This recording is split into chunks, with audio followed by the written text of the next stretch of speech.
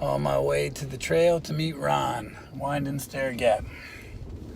Anxious, excited, and looking forward to it. Looks like they had a tractor up here. You saw that big jacked up Jeep that went by us? Yep. He came down this, I guarantee you.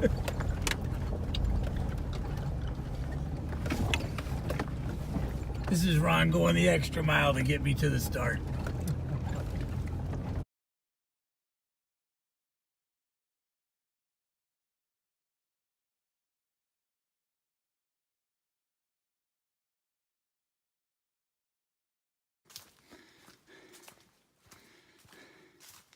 Couple miles in. Pretty shady in this little tunnel of Mountain Laurel. Interesting start. I think I took that first hill a little too strong. I'd eaten at McDonald's right before I got in the truck to come up here from Franklin. Took that first hill, a little nervous, a little anxious, full belly, tough climb, blew lunch everywhere. Leave no trace. I left a fillet of fish and a double cheeseburger on the side of the trail. Feel better now though. About a mile from the North Carolina border. I'll show you again then. And we're finally to the start of the hike. This is the famous pipe in the tree. And the NC Georgia border. Woo! Yay me.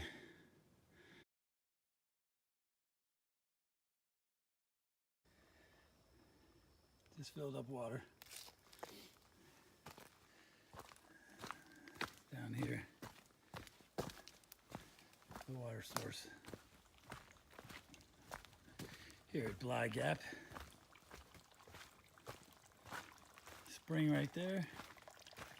You just stuck a pipe in the ground with a rock. Filled up right there. Works pretty well.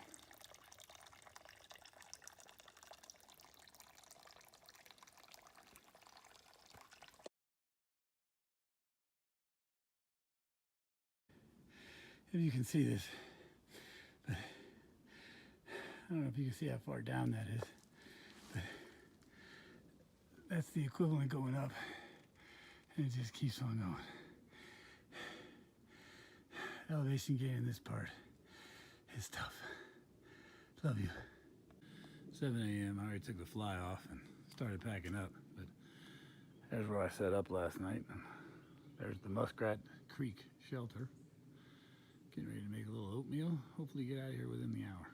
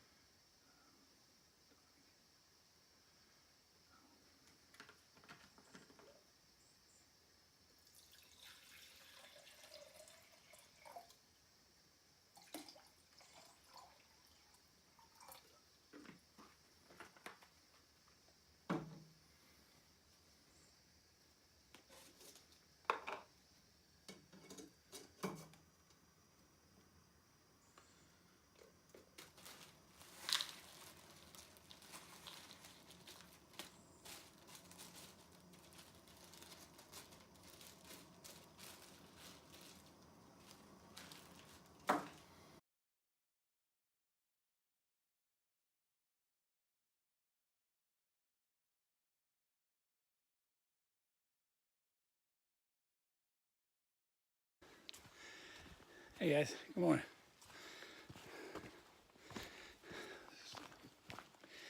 Started off the day leaving Muskrat Creek up on the ridge line, just past Chunky Gal Trail. think we're going down into the bottom now.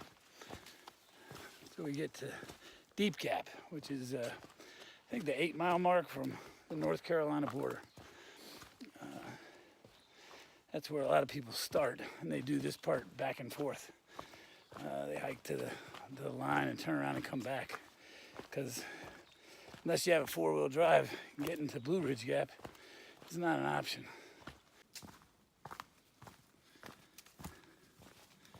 Sort of like the last part of our last trip.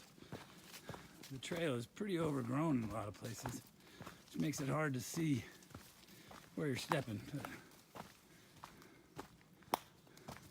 Good news so far, no blisters, which I was really worried about. I have tape on my bottoms of my feet and 2 pair of socks, or sock liners and socks, and check them often.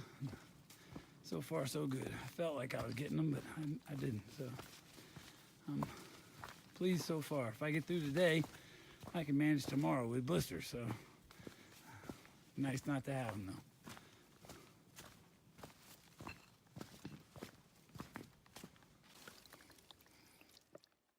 Yeah, here's an example of when I had to get new water. About every 3 to 5 miles on the trail, this was available. You fill up the squeeze bag, attach the filter, and fill up your water bottle with it. But here I used a leaf and 2 rocks to make a little funnel. Worked well. Spam single roll-up. This is my campsite the second night. Carter Gap.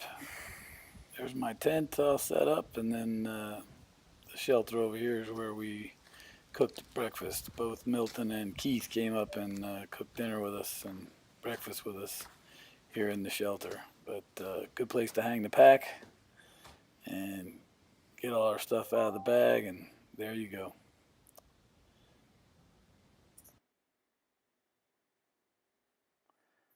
Beef stroganoff for dinner, coffee for breakfast. Yeah. You can really see the effects of the fire. It didn't burn everything down, but it sure left a char on a lot of stuff.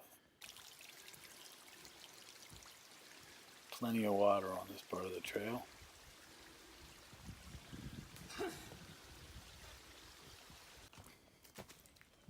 And here you can really see the effects of the fire. All this mountain roll. Took off all the leaves. Not a tunnel here, but it's close. A lot of these tunnels.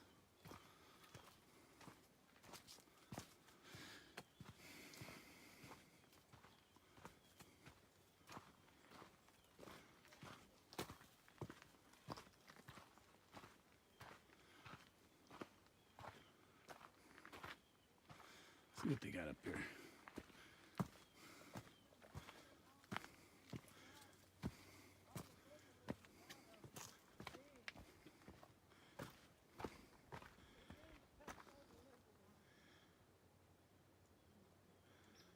Not a bad place to take a break.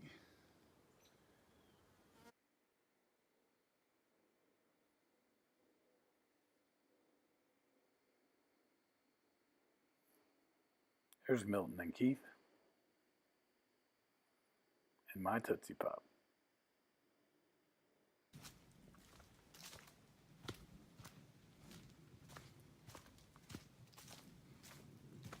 Last bit of trail down into Betty's Gap.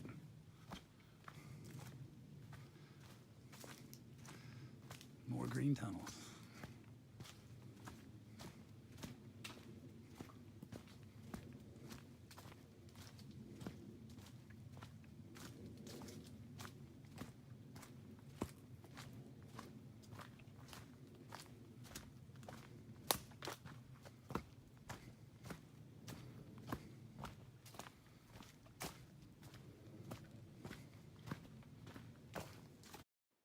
Not sure why they needed a sign to show us where to do that.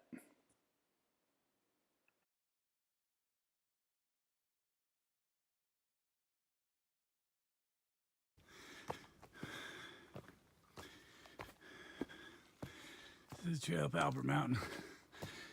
Looks like it's going to be cloudy too, but hopefully there'll be a view up here. because it's a steep, rocky mess. It's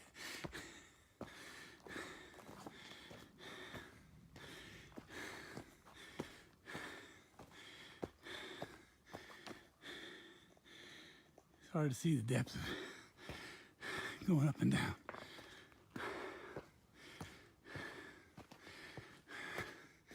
Interesting how they mark the AT on the rocks. Hate to be coming up here in a pouring down rain. Be like a river coming down, hey?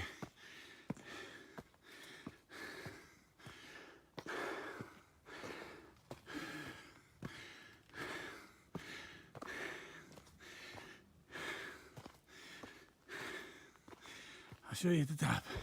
See out that way. And the cloud gives way over here. You can see back. That's, I think, one of those is Standing Indian. I just don't know which one. I guess people camp up there and mess it up, so they don't let you in that part anymore. But it's a beautiful view.